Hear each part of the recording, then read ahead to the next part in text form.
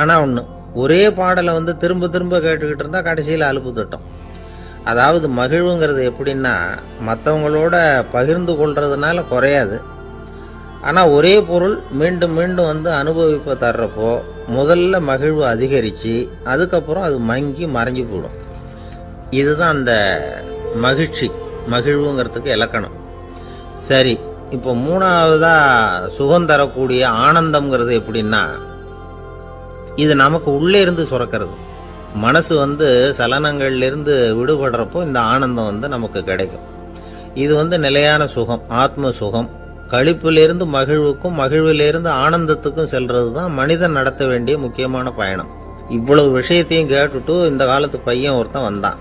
Sir, இப்போ நீங்கள் ஒரு சாப்பாட்டு மேசையில் ஒரு 10 இட்லி வைக்கிறீங்க, என்ன உட்கார வைங்க, எதிரில் இன்னொருத்தனை உட்கார வைங்க. நான் இந்த நோட்டு கள்ள நோட்டுங்கிறது எனக்கு முன்னாடியே தெரியும், சீக்கிரம் கொளுத்தி விடு, அதுதான் நம்ம 2 பேருக்குமே நல்லது அப்படின்னாராம் அவர். ஏங்க எங்கே போயிட்டு வரீங்க அப்படின்னு கேட்டேன். எனக்கு வேண்டப்பட்ட ஒருத்தரை பார்த்து. ஆஸ்பத்திரிக்குன்னார். எந்த ஆஸ்பத்திரிக்குன்னே? மாட்டு ஆஸ்பத்திரிக்குன்னார். என்ன விஷயம்னே? மாமனாருக்கு உடம்பு சரியில்லை, அதுதான் மாட்டு ஆஸ்பத்திரிக்கு போயிட்டு வரேன்னார். அட பாவி, அதுக்கு அந்த ஆஸ்பத்திரிக்காக போவாங்க அப்படின்னு ஆச்சரியமா. அட அது இல்லைப்பா, முதல்ல எங்கள் குடும்ப டாக்டர் தான் தேடிக்கிட்டு போனேன். அவர் அந்த நேரத்தில் அவர் வளர்க்குற நாய்க்குட்டிக்கு உடம்பு சரியில்லைன்னு சொல்லி அதை தூக்கிக்கிட்டு மாட்டு ஆஸ்பத்திரிக்கு போயிட்டாராம் சொன்னாங்க. அதனால் அங்கே போய் அவரை சந்தித்து விஷயத்தை சொல்லிவிட்டு வர்றேன்னார். அப்புறம் தான் எனக்கு கொஞ்சம் நிம்மதியாக இருந்தது. பொதுவாக நமக்கு தெரிஞ்ச வரையில் டாக்டர்கள் 2 வகை. நமக்கு வைத்தியம் பண்ணுற டாக்டர்கள் ஒரு வகை, நம்மக்கிட்ட இருக்கிற ஆடு மாடு கோழிக்கு வைத்தியம் பண்ணுற டாக்டர்கள் ஒரு வகை. இப்போ தான் எனக்கு தெரியும் இன்னொரு வகையான டாக்டர்களும் உண்டுங்கிறது. அது யாருன்னா, பூச்சிகளுக்கு வைத்தியம் பண்ணுற டாக்டர்கள், அதாவது பூச்சி டாக்டர்கள். வெளிநாடுகளில் அப்படிலாம் கூட சில பேர் இருக்கிறாங்க. பிரிட்டனில் யார்க்ஷயர் வட்டாரத்தில் ராதர்ஹாம் அப்படின்னு ஒரு ஊர். அங்கே ஒரு விலங்கியல் மருத்துவர், பேர் டாக்டர் லான்ஸ் ஜெப்சன். அவர் ஆஸ்பத்திரி வாசலில் பார்த்திங்கன்னா தினமும் நிறைய பேர் நின்றுக்கிட்டு இருப்பாங்க. கையில் கண்ணாடி குடுவை, தகர டப்பா இப்படி ஏதாவது இருக்கும். அதுக்குள்ளே ஏதாவது பூச்சிகள் இருக்கும். அதுக்கு வைத்தியம் பண்ணுறதுக்காக வந்தவங்க தான் அவங்கெல்லாம். சிலந்தி பூச்சி, பல்லி, தேளு, பாம்பு இப்படி ஏதாவது இருக்கும். பொழுதுபோக்காக சில பேர் நாய், பூனை, கிளி, மைனா, புறா இப்படி ஏதாவது வளர்க்குறாங்கல்ல, அது மாதிரி இப்போல்லாம் தேளு, பல்லி, பாம்பு, பூச்சி இதையெல்லாம் வளர்க்க ஆரம்பிச்சிட்டாங்களாம். இது ஒரு புது ஃபேஷன். இப்போ கூண்டுக்குள்ளே டப்பாக்குள்ளே போட்டு வளர்க்குறது, அதுக்கு ஏதாவது நோய் வந்துட்டுதுன்னா வைத்தியம் பண்ணுறதுக்கு டாக்டர்கிட்ட வந்துட வேண்டியது, இப்படி இந்த பழக்கம்லாம் நிறையா வந்துட்டுது. ரத்தம் உறிஞ்சிற அட்டைகள் கூட இவங்ககிட்ட வைத்தியத்துக்கு வருதான். சிலந்திகளில் செங்கால் சிலந்தின்னு ஒரு வகை. மத்திய அமெரிக்க காடுகளில் இது அதிகம். சிலந்திகள்லேயே ரொம்ப விலை உசந்தது இந்த ரகம்தான். கால்களில் சிவப்பு கோடுகள் இருக்கும். இந்த இனம் இப்போ குறைஞ்சிக்கிட்டே வர்றதுனால சர்வதேச விதிகளின்படி இவற்றின் ஏற்றுமதி இறக்குமதிக்கு தடை விதிக்கப்பட்டிருக்குது. அதனால் இதை வளர்க்குறவங்க வீட்டுக்குள்ளேயே இனவிருத்தி மூலமாக பெருக்கி விற்பனை பண்ணிட்டு வராங்களாம். அந்த வகை சிலந்திகள் தான் இப்போ வைத்தியத்துக்கு அதிகமாக வருதான். சரி, இதுக்கெல்லாம் எப்படி வைத்தியம் பண்ணுறாங்க? முதல்ல அதை குளிர்பதன பெட்டியின் வழுவழுப்பான சுவரில் விட்ட உடனே அதெல்லாம் மெதுவாக இறங்கி வரும். அப்போ அதன் நோயை கண்டுபிடிக்கிறது சுலபம். அப்புறம் அதுக்கு கிருமிகளை கொல்லக்கூடிய மருந்துகளையோ வலி நிவாரண மருந்துகளையோ கொடுப்பாங்க. கால் உடைஞ்ச சிலந்திகளுக்கு பசையை கொண்டு ஆப்ரேஷன் பண்ணுவாங்க. சில சிலந்திகளுக்கு உடஞ்ச காலை எடுத்துட்டா புதிய கால் வளர்ந்துடும். சிலந்திகளை மனிதர்கள் கையில் எடுக்கிறப்போ அது பயந்து போய் கீழே குதிக்குது. அதனால் கால் உடஞ்சி விடுது, இல்லைன்னா வயிறு சேதமடையுது. அந்த நிலைமையில் வர்ற சிலந்திகளுக்கு மயக்க மருந்து கொடுத்து ஆப்ரேஷன்லாம் கூட பண்ணுறாங்களாம். பார்த்தீங்களா பூச்சிகளுக்கு வந்த வாழ்வே. நம்ம ஊர்லேயும் வீடுகளில் பூச்சிகள் வளர்க்குறது உண்டு. ஒருத்தர் வந்தார், எனக்கு 3000 கரப்பாம்பூச்சி அவசரமாக தேவைப்படுது, எங்கே கிடைக்கும்னு கேட்டார். கரப்பாம்பூச்சியா? அது என்னத்துக்குன்னு கேட்டோம். அது வேறு ஒன்றும் இல்லை, நான் குடியிருக்கிற வாடகை வீட்டை காலி பண்ண போகிறேன். வீட்டு சொந்தக்காரர் என்ன சொல்கிறாருன்னா, இந்த வீட்டுக்கு நான் குடி வந்தப்போ எப்படி இருந்ததோ அதே நிலைமையில் விட்டுட்டு போகணும்னு வீட்டுக்காரர் சொல்லியிருக்கிறார், அதனால தான் கேட்டேன் அப்படின்னார். ஒரு தந்தை தன்னோட பிள்ளைய ரொம்ப தைரியசாலியாக வளர்க்கணும்னு ஆசைப்பட்டார். அதுக்காக அவனை கூப்பிட்டு உட்கார வச்சு இப்படி உபதேசம் பண்ணார். இதை பாருப்பா, நான் உன்னாட்டம் இருக்கிறப்போலாம் எதுக்கும் பயப்பட மாட்டேன், ரொம்ப துணிச்சலாக இருப்பேன். ஒரு நாள் ஒரு அப்பாவி எலியை ஒரு பூனை துரத்திட்டு ஓடிச்சு. நான் உடனே என்ன செஞ்சேன் தெரியுமா? அந்த பூனையை பிடிச்சேன், அது வாலில் ஒரு பட்டாசு சரத்தை கட்டினேன், கொளுத்தி விட்டேன், படபடன்னு வெடிக்க ஆரம்பிச்சுட்டுது. அது துள்ளிக்கிட்டு அங்கேயும் இங்கேயும் ஓடி இருக்கு பாரு ஓட்டம், ரொம்ப தமாஷு அப்படின்னார் அப்பா. இப்படி சொல்லிவிட்டு பையனை பார்த்து, இதை கேட்குறதுக்கு உனக்கும் துணிச்சல் வருதா, நான் என்னுடைய செயலை நீ கேட்குறப்போ உனக்கு துணிச்சல் வருதா அப்படின்னு கேட்டார். வருதுன்னா பையன். எப்படின்னா அப்படிங்கிற விவரத்தையும் சொன்னான் அவன். அதாவது எலியை விரட்டினத்துக்காக பூனை வாலில் பட்டாசு கொளுத்துனீங்க நீங்கள், பூனையை விரட்டினத்துக்காக உங்கள் கழுத்தில் பட்டாசு சரத்தை மாட்டினா என்னென்னு தோணுது எனக்கு அப்படின்னா பையன். பையனோட துணிச்சல் அப்பாவே நடுங்க வச்சுட்டுது. அது சரி, ஒரு அப்பா பிள்ளைக்கு இப்படியா உபதேசம் பண்ணுறது, எல்லாருக்கிட்டையும் அன்பாக பழகிறது எப்படி அப்படின்னு சொல்லி கொடுக்கணும். பிஞ்சு உள்ளங்களில் நஞ்சை தூவலாமா? ஒரு நாள் விநாயகர் ஒரு பூனையோடு விளையாடிக்கிட்டு இருந்தாராம். அப்படி ஆசையாக விளையாடிக்கிட்டு இருந்தப்போ அவரோட கை நகம் தவறுதெல்லாம் பூனையோட முகத்தில் பட்டுட்டு தான். அது ஒரு சின்ன கீறலை உண்டாகி விட்டுது. அப்பா அவர் அதை ஒரு பெருசாக நினைக்கல. கொஞ்ச நேரத்துக்கு அப்புறம் விநாயகர் வீட்டுக்கு வந்தார். அவங்க அம்மா பார்வதி தேவியை பார்த்தார். பார்வதி தேவி கன்னத்தில் விரலால் கீறினது மாதிரி ஒரு அடையாளம் இருந்தது. விநாயகருக்கு அதிர்ச்சி, ஆச்சரியம். நம்ம அம்மா இந்த உலகத்துக்கே தாயார், அப்பேற்பட்ட அவங்க முகத்திலேயே கீறலை உண்டாக்கக்கூடியவங்க யாராக இருக்க முடியும் அப்படின்னு யோசனை பண்ணார். தாயே, உன்னுடைய கன்னத்தில் இந்த வடு எப்படிம்மா ஏற்பட்டதுன்னு கேட்டார். குழந்தாய், இது நீ செஞ்ச காரியம்தான்ப்பா, உன்னுடைய கை நகம் கீறினதுனால ஏற்பட்ட வடு தான் இது அப்படின்னாங்க அவங்க. விநாயகர் திடுக்கிட்டு போட்டார். எப்படிம்மா அது, நான் எந்த காலத்துலேயும் ஒன்று அப்படி கீறினதாக எனக்கு நினைவு இல்லையே அப்படின்னார். இன்றைக்கி காலையில் ஒரு பூனையை கீறினதை நீ மறந்துட்டியா அப்படின்னாங்க அந்த அம்மா. விநாயகர் திகைச்சு போய் நின்னார். பார்வதி தேவி சொன்னாங்க, இதை பார்ப்பா, இந்த உலகத்தில் இருக்கக்கூடிய எல்லா உயிர்கள்லேயும் நான் இருக்கிறேன், நான் தான் இந்த உலகமாக ஆகியிருக்கிறேன். ஆகையினால நீ யாரை துன்புறுத்தினாலும் அது உண்மையிலேயே என்ன துன்புறுத்தினதாக தான் வந்து முடியும் அப்படின்னாங்க. விநாயகர் மனசுக்குள்ளே ஒரு வெளிச்சம் ஏற்பட்டு தான். அதுக்கப்புறம் அவர் யாரையுமே கல்யாணம் பண்ணிக்காததுக்கு அதுதான் காரணமாக. இந்த உலகத்தில் எல்லாரையும், இங்கே இருக்கிற எல்லாத்தையும் தாயின் வடிவமாக அவர் பார்க்க ஆரம்பிச்சிட்டாராம். குருதேவர் ராமகிருஷ்ணர் இந்த கதையை எடுத்து சொல்லியிருக்கிறார். நபிகள் நாயகம் ஒரு தடவை ஒரு நாற்காலியில் உட்காந்து என்னமோ யோசனை பண்ணிகிட்டு இருந்திருக்கிறார். அப்போ அவரோட உடையில் ஒரு கீழ்ப்பகுதி தரையில் படிஞ்சு கிடந்திருக்குது. அங்கே விளையாடிக்கிட்டு இருந்த ஒரு பூனை அது மேலே வந்து படுத்து தூங்கி போச்சு. தொழுகை செய்ய வேண்டிய நேரம் வந்துட்டது. நபிகள் நாயகம் எழுந்திருக்க பார்த்தார். அப்போ தான் பூனை தன்னோட உடை மேலே படுத்து தூங்கிட்டு இருக்கிறது கண்ணில் படுது. பூனையோட தூக்கத்தை கலைக்க விரும்பல அவர். தன்னுடைய சகோதரியை கூப்பிட்டார். ஒரு கத்திரிக்கோள் எடுத்துகிட்டு வர சொன்னார். பூனை படுத்திருந்த உடைப்பகுதி மட்டும் இருக்குல்ல, அதை மட்டும் அதோட கத்திரிச்சு விட்டுட்டு அதுக்கப்புறம் அவர் எழுந்திரிச்சு தொழுகைக்கு போனாராம். அதாவது பிற உயிர்கள்கிட்ட எப்படி அன்பு காட்டணுங்கிறத பெரியவங்க எவ்வளவோ விதத்தில் நமக்கு எடுத்து காட்டியிருக்கிறாங்க. இருந்தாலும் எத்தனை பேர் மனசில் அதெல்லாம் உரைச்சிருக்குது. நாமளும் நம்ம ட்ரெஸ்ஸு மேலே ஒரு பூனை படுத்திருந்தா ஒரு கத்திரிக்கோலை தான் தேடுவோம், எடுத்துக்கிட்டு வர சொல்லுவோம். துணியை வெட்டுறதுக்கு பதிலாக இல்லை அதோட வாழை வெட்டினா என்ன அப்படின்னு தோணும். ஒரு ஆள் ரொம்ப பிரியமாக ஒரு பூனையை ஆற்றுல குளிப்பாட்டிக்கிட்டு இருந்தானான். எப்படி, அந்த பூனையை ஆற்று தண்ணியில் அமுக்கி அமுக்கி குளிப்பாட்டிக்கிட்டு இருக்கிறான். அந்த வழியாக போன பெரியவர் ஒருத்தர் இதை பார்த்தார். இதை பார்ப்பா, பூனையை அது மாதிரி ஆற்று தண்ணியில் அமுக்கி குளிப்பாட்டாத, மூச்சு திணறி செத்து போடும் அப்படின்னு அட்வைஸ் பண்ணார். நீ போய் அவன் வேலையை பார்த்துக்கிட்டு, எனக்கு எல்லாம் தெரியும்னா இவன். சரின்னு அவர் போயிட்டார். கொஞ்ச நேரம் கழித்து அவரே அந்த வழியாக திரும்பி வந்துக்கிட்டு இருந்தார். ஆற்றுல பூனையை குளிப்பாட்டிக்கிட்டு இருந்தவன் அழுதுகிட்டு உட்காந்துருக்கிறான். பக்கத்தில் அந்த பூனை செத்து கிடக்குது.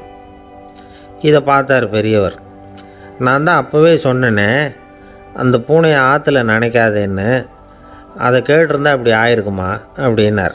அந்த ஆள் கோபமாக இவரை முறைச்சி பார்த்தான். அட போய்யா, இந்த பூனை ஆற்றுல குளித்ததுனால ஒன்றும் செத்து போகல, குளித்ததுக்கப்புறம் அதோட உடம்பு ஈரமாக இருக்குதுன்னு அதை புழிஞ்சேன், அதனால தான் இப்படி ஆயிட்டுது அப்படின்னு நானாம். உலகத்தில் எது எதுக்கும் ஆராய்ச்சி கூடங்கள் இருக்குதுல்ல, அது மாதிரி தூக்கத்தை பற்றி ஆராய்ச்சி பண்ணுறதுக்கு ஒரு ஆராய்ச்சி கூடம் இருக்குது.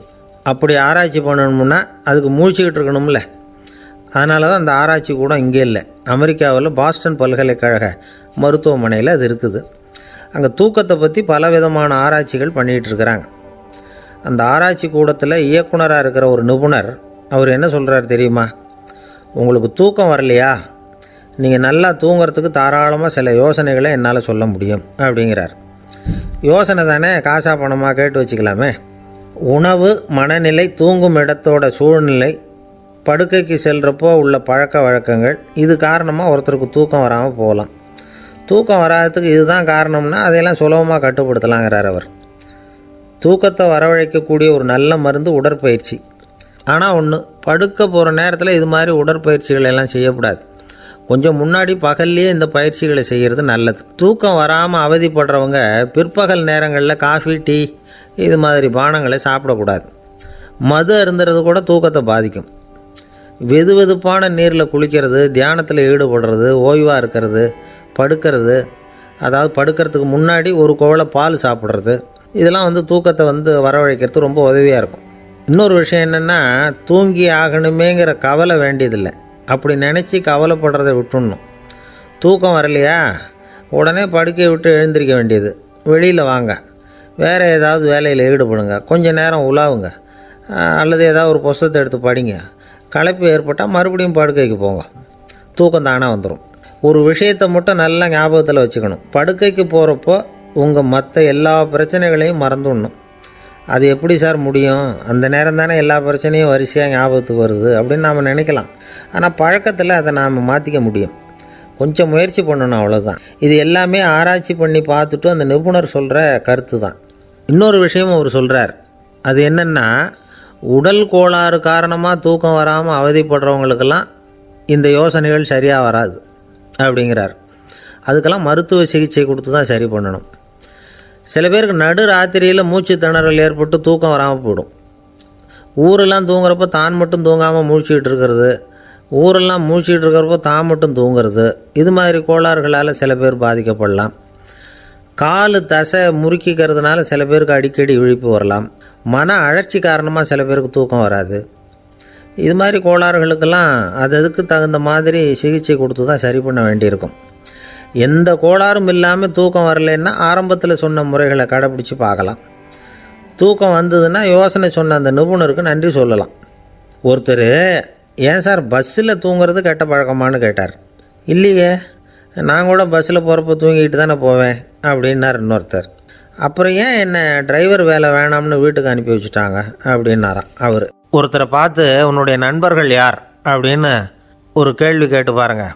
கொஞ்சம் யோசித்து பதில் சொல்லுவாங்க. அவங்கக்கிட்டேயே உன்னுடைய எதிரிகள் யார் அப்படின்னு கேளுங்க, கடகடன்னு ஒப்பிச்சிருவாங்க. நம்ம மனசு இருக்க, அது எப்படின்னா, நம்ம நண்பர்களை விட எதிரிகளை அது நல்லா ஞாபகத்தில் வச்சுக்கும். இது ஒரு ஆச்சரியமான உண்மை. உங்களால் நண்பர்களை மறந்துட முடியும், ஆனால் எதிரிகளை மறந்துட முடியாது. இது ஒரு வேடிக்கையான நிலைமை தான். அழகான தருணங்களை நாம் ஏன் மறந்துடுறோம்? இது இயற்கை. ஏன்னா நம்ம மனசு மலர்களை கவனிக்கிறதில்ல, அதில் இருக்கிற முள்ளை தான் கவனிக்குது. தன்னை காயப்படுத்துகிற எதையும் அது உடனே கண்டுகொள்ளுது. ஒரு தெளிந்த சிந்தனை உடைய மனசு மிக அழகாக உள்ள எல்லாத்தையும் கவனிக்கும். அது நன்றியுடன் உணரக்கூடிய எல்லாத்தையும் பார்த்து குறிச்சிக்கும். இப்படிப்பட்டவங்க வாழ்க்கை இயல்பாகவே நல்லா அமையும். அது ரொம்ப அபூர்வம். மனசில் உள்ள ஒரு சிறிய அமைப்பை மாற்றுவதை பொறுத்து தான் இந்த விஷயம் அப்படிங்கிறார் ஓஷோ. ஒரு யூத கோவில் இருந்து தான், அது யூதர்களின் மடமாகவும் இருந்தது. அங்கே ஒரு தலைமை குரு, அவர் ரொம்ப கண்டிப்பானவர். அந்த கோவிலை ஒட்டி ஒரு தோட்டம். ஒரு நாள் காலையில் அந்த தோட்டத்தில் 2 இளம் யூதர்கள் நடந்து போய்கிட்டு இருக்கிறாங்க. காலையில் 1 மணி நேரம், மாலையில் 1 மணி நேரம் அவங்க அந்த தோட்டத்தில் நடக்கிறதுக்கு அனுமதி உண்டு. மற்ற நேரங்களில் அவங்க மத புத்தகங்களை படிக்கணும், பிற விதிமுறைகளை கடைபிடிக்கணும். அந்த 2 பேருமே தொடர்ந்து புகைப்பிடிக்கிற பழக்கம் உள்ளவங்க. ஆனால் கோவில் மடத்தில் இருக்கிறப்போ அவங்க புகைப்பிடிக்க முடியாது, அது கடுமையான குற்றம். சரி, நாம் தோட்டத்தில் இருக்கிறப்போவாவது புகைப்பிடிக்கலாமா அப்படின்னு ஒரு ஆசை அவங்க 2 பேருக்குமே. இருந்தாலும் பயம். இப்படி கேட்டால் மதகுரு என்ன சொல்லுவாரோ அல்லது என்ன செய்வாரோங்கிற பயம். இப்படியே கொஞ்ச நாள் ஆச்சு. ஒரு நாள் அந்த 2 பேரில் ஒருத்தன் ரொம்ப கலங்கி போய் அந்த கோவிலிருந்து வெளியில் வந்துக்கிட்டு இருந்தான். வந்தவன் நேராக தோட்டத்து பக்கம் போனான். அங்கே இன்னொருத்தன் ஆனந்தமாக புகை பிடிச்சிக்கிட்டு இருக்கிறான். அதை பார்த்து தான் இவனுக்கு அதிர்ச்சி. அட கடவுளே, என்ன இது, நீ கேட்காமலே ஆரம்பிச்சிட்டியா அப்படின்னா. இல்லை நான் கேட்டுவிட்டு தான் ஆரம்பிச்சிருக்கேன்னா அவன். அப்படியா, என்ன மனுஷன் இவர், நானும் தான் கேட்டேன், என்ன கண்ணாபுண்ணான்னு திட்டிவிட்டார். ஒரு தெருவில் சில சிறுவர்கள் விளையாடிக்கிட்டு இருந்தாங்க. ஏதோ ஒரு உயரமான கல்லை நடுத்தெருவில் வச்சு அதை சுற்றி சுற்றி ஓடி வந்துக்கிட்டு இருக்கிறாங்க. அது என்ன விளையாட்டோ அவங்களுக்கு தான் தெரியும். கொஞ்ச நேரம் அப்படி விளையாடிக்கிட்டு இருந்தவங்க விளையாடி முடித்ததும் அந்த கல்லை நடுத்தெருவில் அப்படியே விட்டுட்டு அவங்கவுங்க வீட்டுக்கு ஓடி போட்டாங்க. அதுக்கப்புறம் அந்த வழியாக 2 பெண்கள் பேசிக்கிட்டே வந்தாங்க. பேச்சு சுவாரஸ்யத்தில் நடுத்தெருவில் இருந்த அந்த கல்லை கவனிக்கலை. காலில் இடிச்சுட்டுது, லேசாக ரத்தம் வந்துட்டுது, வலி தாங்கலை. காலில் இடிச்சுக்கிட்ட பொண்ணு திட்ட ஆரம்பிச்சுட்டுது. வர வர ஊர் உலகம் ரொம்ப கெட்டு போச்சு, யாருக்கும் பொறுப்பே கிடையாது பாரு, இப்படி நடுத்தருவில் பொறுப்பு இல்லாமல் இப்படி கல்லை போட்டு வச்சுருக்குறாங்களே, இது நியாயமா அப்படின்னு சொல்லி இந்த சமூகத்தை கடுமையாக விமர்சனம் பண்ணிக்கிட்டு அவங்க போயிட்டாங்க. கொஞ்ச நேரம் கழித்து ஒரு வாலிபன் அந்த வழியாக வந்தான். அந்த கல்லை பார்த்தான், நின்னான், ஒரு நிமிஷம் யோசனை பண்ணான், என்ன பண்ணலாம்னு பார்த்தான். தன்னுடைய வீரத்தையும் பலத்தையும் காட்டணும்னு நினச்சான். பின்னாடி போனான். அப்புறம் வேகமாக ஓடி வந்து ஒரு சின்ன ஹை ஜம்ப் அப்படியே துள்ளி குதிச்சான். துள்ளி குதித்து தாண்டி அந்த பக்கமாக போய் விழுந்தான். அப்படியே விசில் அடிச்சுக்கிட்டு அவன் பாட்டுக்கு நடந்து போகிறான். அடுத்தபடியாக ஒரு காதல் ஜோடி அந்த வழியாக வந்தது. நடுத்தெருவில் கல் கண்ணில் பட்டது. அவங்க 2 பேரும் ரொம்ப நெருக்கமாக சேர்ந்து வந்துக்கிட்டு இருக்கிறாங்க. நடுவில் கல் இருக்கிறதுனால கொஞ்ச நேரம் 2 பேரும் விலகி மறுபடியும் இந்த பக்கம் வந்து சேர்ந்து போகணும். கொஞ்ச நேரம் நாம் பிரிய வேண்டி இருக்குதே அப்படின்னு வருத்தத்தோடு முணுமுணுத்துக்கிட்டே இந்த பக்கம் வந்தாங்க. அதுக்கப்புறம் வழக்கம் போல் சேர்ந்து அவங்க பாட்டுக்கு எதிர்காலத்தை பற்றி கற்பனை பண்ணிக்கிட்டே போயிட்டாங்க. கடைசியாக அந்த வழியாக பார்வை இல்லாத ஒருத்தர் வந்துக்கிட்டு இருக்கார். அவர் கையில் வழக்கமாக வச்சிருக்கிற அந்த ஊன்றுகோல், கையில் இருக்கிற அந்த ஊன்றுகோலால் தனக்கு முன்னாடி அப்படியே தட்டிக்கிட்டு பார்த்துக்கிட்டே அவர் மெதுவாக நடந்து வந்துக்கிட்டு இருக்கிறார். வழியில் இருக்கிற அந்த கல் தட்டுப்பட்டுது. உடனே நடுத்தெருவில் ஒரு கல் இருக்குங்கிறத அவர் புரிஞ்சுக்கிட்டார். உடனே குனிஞ்சார். அந்த கல்லை தடவி பார்த்து எடுத்தார். தெரு ஓரமாக கொண்டுட்டு போய் போட்டார். அதுக்கப்புறம் அவர் பாட்டுக்கு அவர் வழியில் நடந்து போனார். இப்போது இதில் பல பேர் வந்தாங்க போனாங்க. இவங்களில் பார்வை உள்ளவங்க யார், பார்வை இல்லாதவங்க யார்? இப்படி ஒரு கேள்வி கேட்டால் என்ன பதில் சொல்ல முடியும்? கொஞ்சம் யோசித்து பார்த்தா இன்றைக்கி பல பேர் இப்படி தான் இருந்துக்கிட்டு இருக்கிறோம். ஒரு ஆள் பார்க்குறதுக்கு பெரிய மனுஷன் மாதிரி இருக்கார். ஒரு தெரு வழியாக நடந்து வந்துக்கிட்டு இருந்தார். இருட்டு நேரம். வழியில் ஒரு பெரிய கல் கிடந்தது, கருங்கல். பார்த்தார். கொஞ்ச நேரம் யோசித்தார். போய் தூக்கி பார்த்தா ரொம்ப கனமாக இருந்தது. இன்னொரு ஆள் சேர்ந்தாதான் தூக்க முடியும். இவர் உடனே ரோட்டு ஓரமாக போய் ஒரு மரத்தடியில் உட்காந்துக்கிட்டார். 2 பக்கமும் பார்த்துக்கிட்டே இருக்கார், யாராவது வர்றாங்களான்னு. கொஞ்ச நேரத்தில் ஒருத்தர் வந்தார். இவருக்கு தெரிஞ்சவர். என்னங்க இந்த நேரத்தில் இங்கே உட்காந்துருக்குறீங்கன்னு கேட்டார் அவர். அதோ அந்த கருங்கல் அப்படின்னு சுட்டி காட்டினார். ஓ, அதை தூக்கி ஓரமாக போடணுமா? வாங்க 2 பேரும் தூக்கலான்னார் வந்தவர். நான் அதுக்காக உட்காந்துருக்கலேன்னார் இவர். பின்ன வேறு எதுக்காகன்னார் அவர். ஒரு மனுஷன் கருங்கல்லில் காலை இடிச்சுக்கிட்டான்னா எப்படி துள்ளுவான்னு பார்க்கணுங்கிறது எனக்கு ரொம்ப நாளாக ஒரு ஆசை.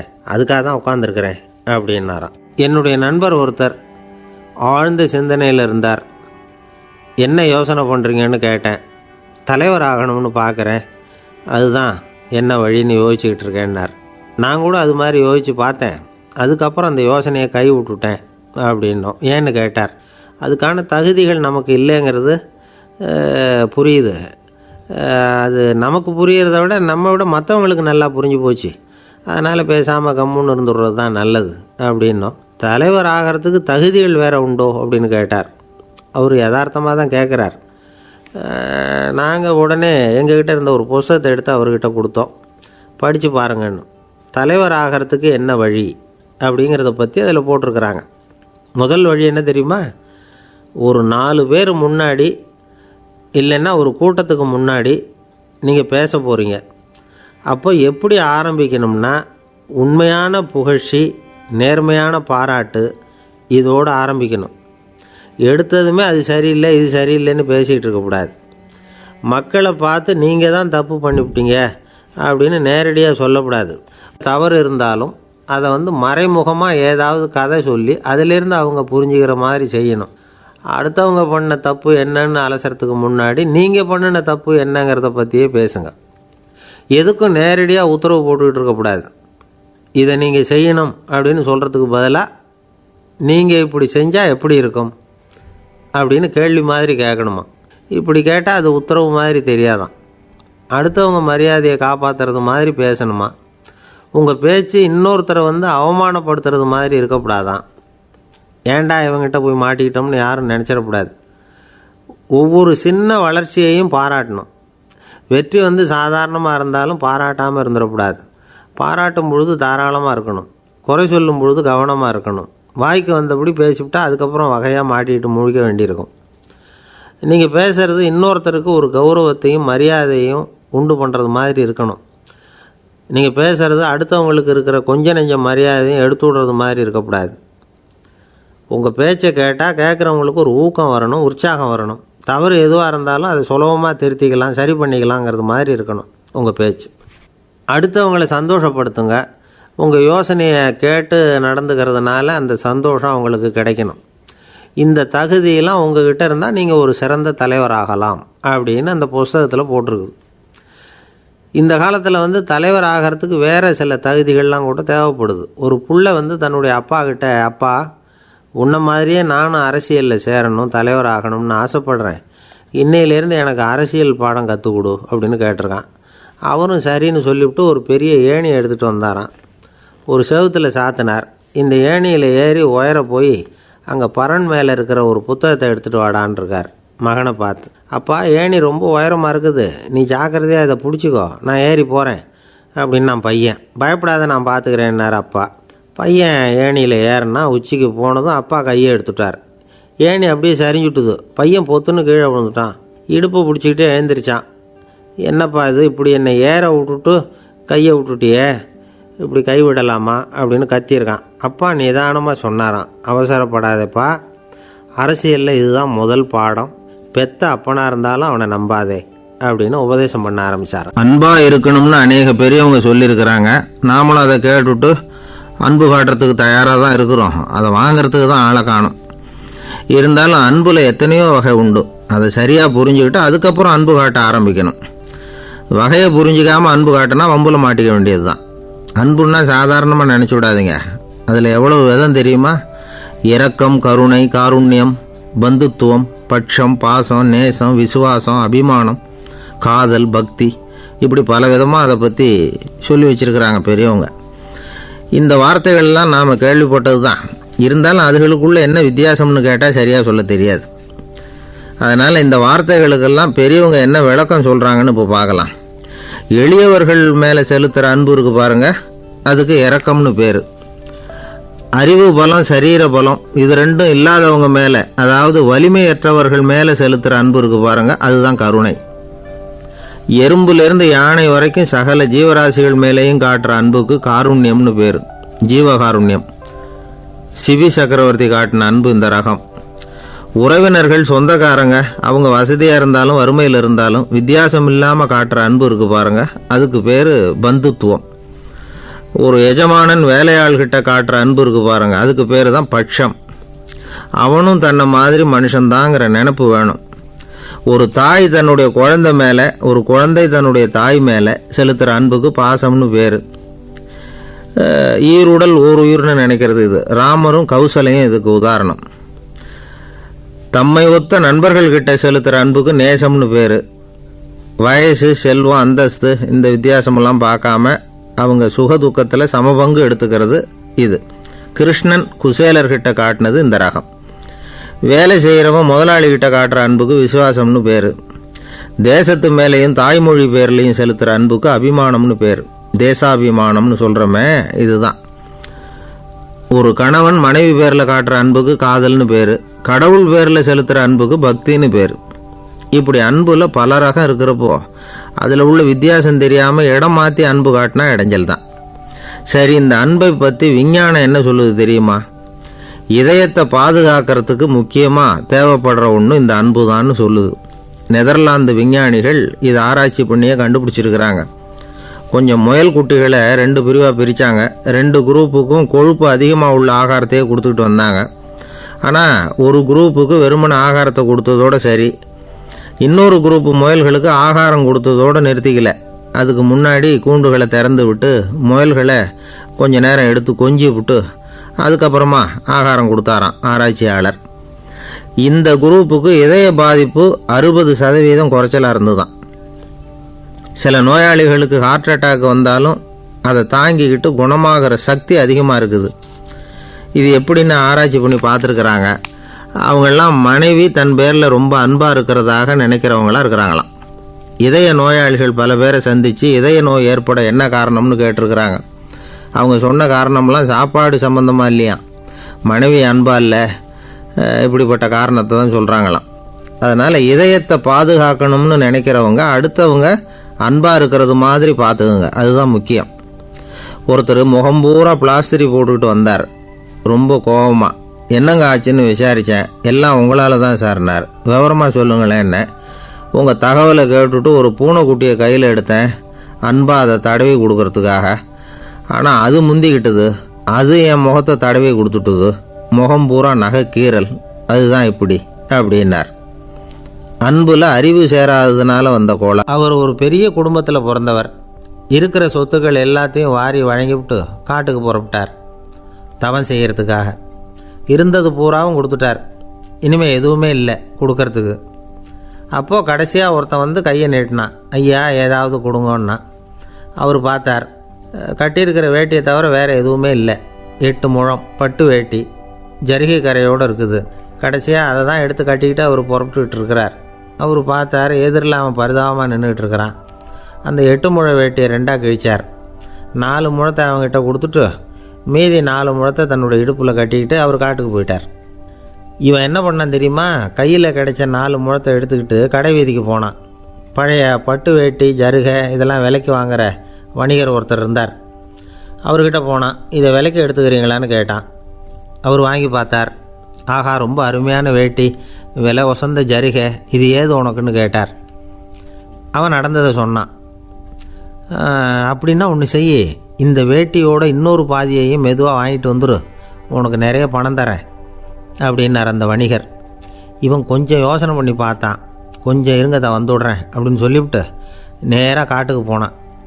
அவர் எங்கே இருக்காருன்னு தேடி கண்டுபிடிச்சான். அவர் ஒரு இடத்துல தவக்கோலத்தில் இருக்கிறார். கட்டியிருந்த இடைவேட்டியும் அவரை அறியாமலே நழுவி கீழே விழுந்து கிடக்குது. இவனுக்கு ரொம்ப வசதியாக போச்சு. அவரை கேட்க வேண்டிய அவசியமே இல்லை. மெதுவாக சத்தம் போடாமல் அடி மேலே அடி வச்சு நெருங்கினான். அவர் கண்ணை மூடிக்கிட்டு அவர் பாட்டு நின்றுக்கிட்டு இருக்கார். இவன் மெதுவாக போய் கீழே கிடந்த அந்த துணியை எடுத்துக்கிட்டு சத்தம் போடாமல் திரும்பி நடந்தான். அப்படி கொஞ்சம் தூரம் நடந்திருப்பான். அப்படி ஓட ஆரம்பிக்கிற சமயத்தில் அவன் காலில் கீழே கிடந்த முள் ஒன்று நறுக்குன்னு தைச்சி விட்டுது. வலி தாங்க முடியாமல் அம்மான்னு கத்திவிட்டான். இந்த சத்தத்தினால கண்ணை மூடி நின்றுக்கிட்டு இருந்த அவர் தவம் கலைஞ்சிது.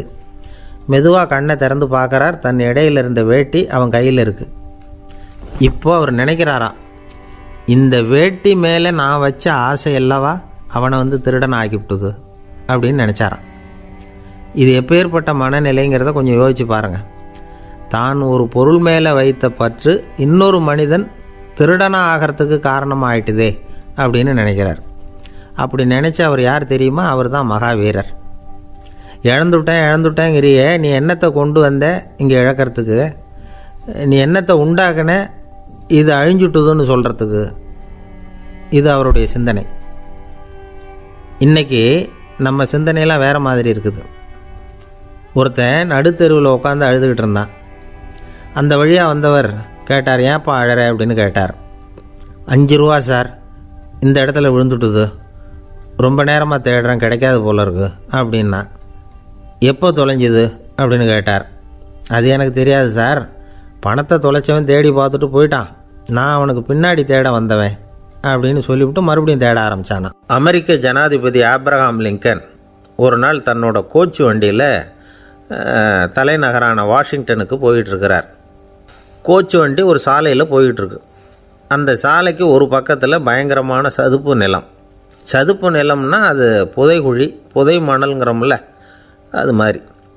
அந்த சதுப்பு நிலத்தில் யாராவது மாட்டிக்கிட்டா அவ்வளவுதான், ஆளை கொஞ்சம் கொஞ்சமாக உள்ளே அமுக்கிவிடும், தப்பிச்சு கரையிறது கஷ்டம். அப்படிப்பட்ட நிலம் அது. ஆப்ரஹாம் லிங்கன் ஏதோ ஒரு முக்கியமான அரசாங்க வேலையாக போயிட்டு திரும்பி வந்துக்கிட்டு இருக்கிறார். அதனால் அந்த சமயத்தில் அவர் விலை உசந்த ஆடைகளை அணிஞ்சிருக்கிறார். அப்படி அவர் அந்த கோச்சு வண்டியில் வந்துக்கிட்டு இருக்கிறாரு. அந்த சமயத்தில் ஒரு காட்சி அவர் கண்ணில் பட்டுட்டுது. என்ன தெரியுமா, ரோட்டுக்கு பக்கத்தில் இருந்த சதுப்பு நிலத்தில் ஒரு இளம் பன்றிக்குட்டி சிக்கிக்கிட்டு தவிச்சிக்கிட்டு இருக்குது, பரிதாபமாக கத்திக்கிட்டு இருக்குது. அதை பார்த்தார் லிங்கன். அவருக்கு என்ன மாதிரி ஆயிட்டுது. உடனே வண்டியை நிறுத்த சொன்னார். கீழே இறங்கினார். தன்னோட விலை உசந்த ஆடைகளை பற்றி லட்சியம் பண்ணவே இல்லை. தனக்கே ஆபத்து வரலாம்ங்கிறத பற்றியும் கவலைப்படலை. தான் ஒரு குடியரசுத் தலைவருங்கிறத பற்றியும் அவர் நினச்சி பார்க்கல. நேராக அந்த சதுப்பு நிலம் பக்கமாக போனார். அந்த சேத்துல இறங்கி பன்றிக்குட்டியை காப்பாற்றி கரைக்கு கொண்டுட்டு வந்து சேர்த்துட்டார். அதுக்கப்புறம் நிம்மதியாக கோச்சு வண்டியில் ஏறி வெள்ளை மாளிகைக்கு வந்து சேர்ந்தார். ட்ரெஸ்ஸு உடம்பு பூரா சேறு சகதி. பார்க்குறவங்களுக்கெல்லாம் ஆச்சரியமாக போச்சு. அவங்களுக்கு ஒன்றும் புரியல. இவர் நேராக ட்ரெஸ்ஸு மாற்றிக்கிறதுக்காக போனார். கோச்சு வண்டி ஓட்டிகிட்டு வந்தவங்கிட்ட போய் எல்லோரும் கேட்டாங்க என்ன ஆச்சு அப்படின்னு. அவர் வர்ற வழியில் நடந்த விவரத்தை சொன்னார். ஆபிரகாம் லிங்கனுடைய இந்த இறக்க குணத்தை எல்லாரும் பாராட்டினாங்களாம், புகழ்ந்தாங்களாம். ஆனால் இதுக்கு லிங்கன் என்ன பதில் சொன்னார் தெரியுமா? தயவு பண்ணி இந்த புகழ்ச்சியான பேச்சையெல்லாம் ஒதுக்குங்க, அதெல்லாம் வேணாம். அந்த சின்ன பிராணி சகதியில் மாட்டிக்கிட்டு துடிச்சிக்கிட்டு இருந்தது, அதை பார்த்தேன். உடனே என்னுடைய இதயத்தில் ஒரு முள் தைச்சது மாதிரி ஒரு உணர்வு. அந்த முள்ளை பிடுங்கி எறிஞ்சேன், அவ்வளவுதான். உண்மையில் அந்த பிராணிக்கு நான் உதவினேங்கிறத விட எனக்கு ஏற்பட்ட இன்னலை போக்கிட்டேன் அப்படிங்கிறது தான் உண்மை. அதுதான் பொருத்தம். அப்படி இருக்கிறப்போ இதில் புகழறதுக்கு என்ன இருக்குது அப்படின்னார் ஆபிரகாம் லிங்கன். எவ்வளவு யதார்த்தமான வார்த்தைகள் பாருங்கள். இந்த காலத்தில் நம்மளையும் பல பேர் அப்படி உண்டு. நீச்சல் தெரியாத ஒரு ஆள் தண்ணியில் இறங்கிட்டான். தண்ணி ஆழங்கிறது அப்புறமா தான் தெரிஞ்சுது. தத்தளிக்க ஆரம்பிச்சிட்டான். வாழ்னு கத்துறான். கரையில் நின்றுக்கிட்டு இருந்த ஒருத்தர் இதை பார்த்தார். உடனே அவருக்கு இதயத்தில் முள் தைச்சது மாதிரி ஒரு உணர்வு. உடனே குபீர்னு தண்ணியில் பாய்ஞ்சார். அவரை காப்பாற்றி கரைக்கு கொண்டுட்டு வந்து சேர்த்தார். இதை பார்த்துக்கிட்டு இருந்த இன்னொருத்தர் காப்பாற்றின அந்த ஆளை பாராட்டி புகழ்ந்தார். என்ன புகழாதீங்க சார் அப்படின்னார் அவர். ஏன்னு கேட்டார் இவர். நான் அந்த ஆளை ஏன் காப்பாற்றினேன் தெரியுமா? அவன் நேற்றுக்கு என்கிட்ட 300 ரூபா கடன் வாங்கியிருக்கிறான். இவன் தண்ணியில் போட்டான்னா நான் கொடுத்த கடனும் தண்ணியில் போடும். அதனால தான் விழுந்து காப்பாற்றினேன் அப்படின்னா அந்த ஆள். ஒருத்தர் ரொம்ப அவசரமாக போய்கிட்டு இருந்தார். எங்கே சார் போகிறீங்கன்னு கேட்டோம். எனக்கு வேண்டியப்பட்ட ஒருத்தருக்கு குழந்தை பிறந்திருக்கிறதாக செய்தி வந்திருக்கு, அதுதான் ஆஸ்பத்திரிக்கு போயிட்டுருக்கேன், பார்த்துட்டு வரலாம்னு அப்படின்னார். அப்படின்னா கொஞ்சம் இப்படி உட்காருங்க அப்படின்னோம். சில விவரமெல்லாம் சொல்கிறேன், கேட்டுக்கிட்டு போங்க அப்படின்னோம். உட்காந்தார். அப்புறம் சொல்ல ஆரம்பித்தோம். புதுசாக பிறந்திருக்கிற ஒரு குழந்தைய பார்க்க போகிறதுன்னா அது சாதாரண விஷயம் இல்லை. அதில் ரொம்பவும் கவனமாக நடந்துக்கணும். புது குழந்தைக்கு நோய் சுலபமாக தொற்றும். முக்கியமாக காற்று மூலமாக பரவுகிற நோய்கள் சுலபமாக வந்துடும். அதனால் நமக்கு உடம்பு சரியில்லைன்னா குழந்தைய விட்டு கொஞ்சம் தள்ளியே இருக்கிறது தான் நல்லது. பெரியவங்களை பொறுத்த வரைக்கும் சாதாரணமாக உள்ள ஒரு கிருமி கூட குழந்தையை பொறுத்த வரைக்கும் ரொம்ப மோசமான ஒரு கிருமியாக இருக்கும். சில வெளிநாடுகளில் எப்படி தெரியுமா? பிறந்த குழந்தை தூங்கிக்கிட்டு இருக்கிற ஒரு ரூமுக்கு போகணும்னா போகிறவங்க முகமூடி போட்டுக்கணும், காலணிகளை மாற்றிக்கணும், அவ்வளவு சுத்தமாக உள்ளே போய் பார்த்துட்டு வரணும். பொதுவாக சில ஆஸ்பத்திரிகளில் பார்த்திங்கன்னா பார்வையாளர்கள் நேரத்தில் விசிட்டிங் ஹவர்ஸ் தாயை விட்டு குழந்தைய தனியாக பிரித்து வச்சுருவாங்க. எதுக்குன்னு நினைக்கிறீங்க? அந்த நேரம் பல பேர் வருவாங்க போவாங்க. அவங்க கை கால் சுத்தமாக இருக்காது. சுத்தம் இல்லாத கைகள் மூலமாக கிருமிகள் பரவும். சுத்தம் இல்லாத கைன்னா மண் தூசி படிஞ்சிருக்கிற கை மட்டும் தான் அர்த்தம் இல்லை. சாலையில் கையை வீசிக்கிட்டு நடந்து வர்றீங்க, குழந்தைய பொறுத்த வரைக்கும் அது கூட சுத்தம் இல்லாத கை தான். தாயை தவிர மற்றவங்க குழந்தைய தூக்காமல் பார்த்துக்கிறது நல்லது. தாய் கூட அளவோடு கொஞ்சிறதோடு நிறுத்திக்கணும். புதுசாக ஒரு குழந்தைய பெற்றிருக்கிற பொண்ணுக்கிட்ட மற்ற தாய்மார்கள் ஏதாவது சொல்லிக்கிட்டே இருப்பாங்க. குழந்தைய அப்படி வளர்க்கணும் இப்படி வளர்க்கணும் அப்படின்னு ஏதாவது அட்வைஸ் பண்ணிக்கிட்டே இருப்பாங்க. இப்படி ஓவராக அறிவுரை பண்ணுறது அந்த பொண்ணை குழப்பி விட்டுரும். அதனால் அப்படிலாம் பண்ணக்கூடாது. அந்த பெண்ணே ஏதாவது கேட்டால் கூட டாக்டர் சொல்ல வேண்டிய விவரங்களையெல்லாம் நாமே சொல்லிகிட்டு இருக்கக்கூடாது. புதுசாக பிறந்திருக்கிற குழந்தைய மட்டும்தான் இப்படி பார்க்கணும்னு இல்லை. ஒரு நோயாளி குழந்தைய பார்க்க போகிறதுனா கூட ரொம்ப எச்சரிக்கையாக தான் நடந்துக்கணும். ஒரு தின்பண்டமோ விளையாட்டு சாமானோ அந்த குழந்தைக்கு நாம் வாங்கிட்டு போகிறதா வச்சுக்குவோம். அதை நேராக கொண்டுகிட்டு போய் அந்த குழந்தைகிட்டே கொடுக்கக்கூடாது. அதோட அப்பா அம்மாக்கிட்ட ரகசியமாக கொடுக்கலாம்.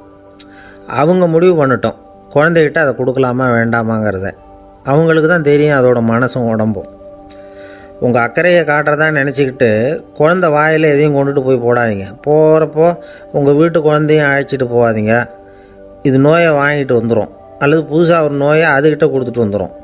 என்னதான் உங்களுக்கு பழக்கமான குழந்தையாக இருந்தால் கூட அதுக்கு விருப்பம் இல்லைன்னா பேசக்கூடாது. அங்கே போய் அவங்க பள்ளிக்கூடத்தை ஞாபகப்படுத்திகிட்டு இருக்கக்கூடாது. நோயில் இருக்கிறப்ப ஸ்கூலை பற்றி பேச அது விரும்பாது. ஆஸ்பத்திரியை விட்டு வெளியில் புறப்படுறப்போ குழந்தைகிட்ட சொல்லணும்னு அவசியம் இல்லை. அதோட அப்பா அம்மா கிட்ட சொல்லிவிட்டு புறப்பட்டா போதும், குழந்தை கோபிச்சிக்காது. சமூக சம்பிரதாயத்தை பற்றி அது கவலைப்படுறதில்ல. இப்படி எல்லா விவரமும் நம்ம எதிரில் உட்காந்துருந்தவங்ககிட்ட சொல்லி முடித்தோம். ரொம்ப நன்றி சார் அப்படின்னு சொல்லிவிட்டு அவர் புறப்பட்டார். குழந்தைங்க கொஞ்சம் வளர்கிற வரைக்கும் தான் நாம் எச்சரிக்கையாக இருக்கணும்னு இல்லை, வளர்ந்த பிறகு இன்னும் எச்சரிக்கையாக இருக்கணும். ஒரு பையன் பள்ளிக்கூடத்துலேருந்து திரும்பி வீட்டுக்கு வந்தான். முகம் பூரா நகத்தால் கீறி இருந்தது. அப்பா பார்த்து பயந்துட்டார். யாருடா உன்னை இப்படி பண்ணது அப்படின்னார்.